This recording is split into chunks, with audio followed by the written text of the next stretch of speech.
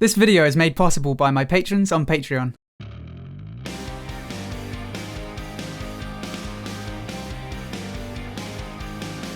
Hello everyone, my name is Ziamaro and welcome to Battlerite Sage. So at this moment in time, we're in a slightly different place to where we were back at the end of 2017 or the beginning of this year even. Back then, the game was full of fresh-faced new players who needed all the help they could get. And without getting too far into it, those of us who are playing Battlerite right now have likely been playing for a while. There are still a number of new players joining us, but in much fewer numbers than before. That will almost certainly change sometime in the near-ish future, but for now, a lot of us are at least intermediate players. So for that reason, I'm going to be structuring this guide a little differently to how I normally would. I'll give you some examples of what can work and then hand it over to you guys in the comments. So for anyone watching, finish watching the video, then go down to the comments and see what people are saying. And if you see a helpful comment, don't forget to give it a thumbs up so other people can see it too. So today we're going to be looking at how to engage as a melee player. First off, let's quickly talk about what engaging as a melee means. Melee champions have a slightly more complicated job than ranged DPS.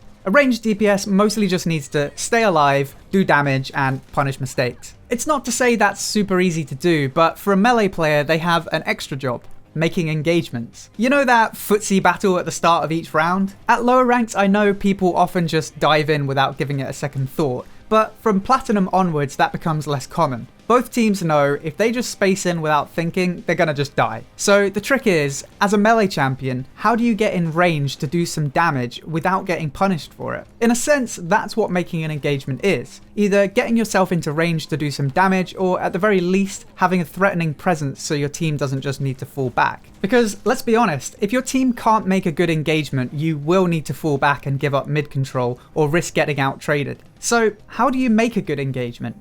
This is where personal experience and champion choice comes into play, and with a healthy dose of personal playstyle too. I'm just going to go off on a quick semi-related tangent here. I don't know if you guys have seen this, but I remember Jolt's made a kind of political compass style chart of BPL playstyles. It's only one person's take on it, but it's a really cool way of looking at different players' playstyles. Aggressive versus passive doesn't really need much explanation. Do you dive in and try to outtrade, or do you carefully watch what the enemy does and make an engagement based on that? The impulse versus theory thing is a little more subtle. It's kind of hard to judge whether someone goes on impulse or not, but essentially someone who goes on impulse doesn't think about what the enemy's going to do next, they just react to it. Someone who's on the theory end of the spectrum would think more about what the enemy might do and how they're going to react to it. Personally, I'm naturally on the passive/theory end of the spectrum, so that affects how I might make an engagement. I know that seems a little off topic, but it definitely has some bearing on how you make an engagement. For example, let's say you're playing Freya. A more passive style player might engage by walking up to the enemy and countering to pull them in. There's your engagement. A more aggressive player, on the other hand, might just space right in and start doing some damage. At that point, they would use their counter and E to avoid any significant damage. Either way, you get your engagement, but they're two very different styles. Honestly, the vast majority of melee players fall further into the aggressive camp because most melee champions require an aggressive engagement. It's kind of hard to play Shifu passively, for example. You really do need to go in to make stuff happen. But with that being said, let's give you an example of a more passive engagement technique. I'm not exactly a melee player, but when I play Thorn, my general strategy is to poke with my mouse too, then fake cast or flick my entangling roots. I'll make it look like I'm going to entangle one person and then quickly flick to someone else. Meanwhile, I'll be watching for any big damage from the enemy. If I'm about to get hit by a snipe, I'll have my space ready to dodge it. Once I entangle someone, I'll pull them with my Q and deal some damage. Where I go from there depends on what the enemy does. If they manage to space out to safety, I'll try to peel for my team for a bit. If they don't have their space or they end up in a bad position, I'll usually chase them down. If you're an aggressive player, you're basically looking to get in and do more damage than you take. How you do that is incredibly champion dependent. As Shifu, you'll want to land a javelin to go in and then avoid major damage with your space and counter. At that point, it's a matter of outplaying your opponent. You want to make sure you hit those stacked mouse 2s, and you also want your counter to be hit. If you can manage both of those things, there's a good chance you'll outtrade the enemy, sometimes even 1v2. There are so many ways you can potentially make an engagement, and as I said, it's champion dependent, so leave some comments down below with more specific tips for your champion. Finally, let's take a look at some common mistakes after engaging. These are some things that are almost universal. Where you go after making a good engagement is highly dependent on what your opponent does. So here are some things to watch out for. First of all, if you manage to make a good engagement and the enemy manages to space away to safety, be wary of chasing them into spawn. Presumably, you've already used one of your cooldowns to engage. Most melee champions have just 2 abilities to close the gap.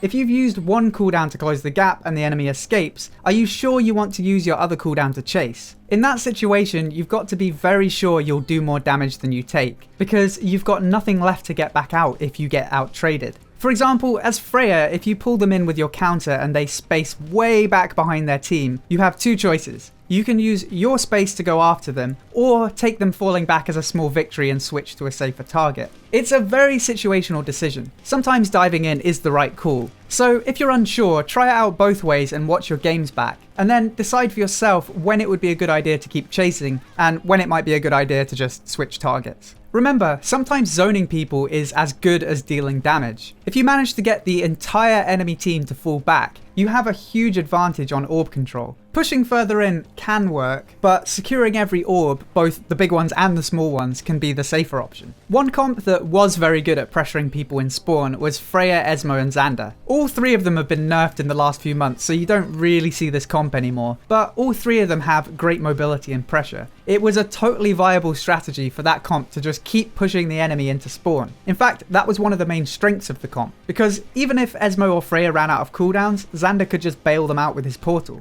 And I guess that's the thing with engagements and the follow-up to those engagements. Have a think about what comp you're playing and what your win condition is. For Freya, Esmo and Xander, they have superior mobility and can totally afford to overextend. If you're playing Thorn, Jamong and Lucy, you really can't afford to be caught in enemy territory with no cooldowns. So with that comp, if you manage to push the enemy out of mid, your win condition is to just zone the enemy and keep them out of mid, rather than chasing them down. And this is where I hand it over to you guys. Let me know down in the comments how you like to engage as a melee and how you like to follow up from there. I'll pin the most helpful comments, so give me your best. I hope you enjoyed this video. If you did, then please feel free to subscribe for more Battlerite guides, news and discussion. If you'd like to help support the channel and get some unique rewards, then head over to patreon.com/battleritesage. And don't forget to check out twitch.tv/battleritesage. Until next time, thank you for watching and I'll see you soon.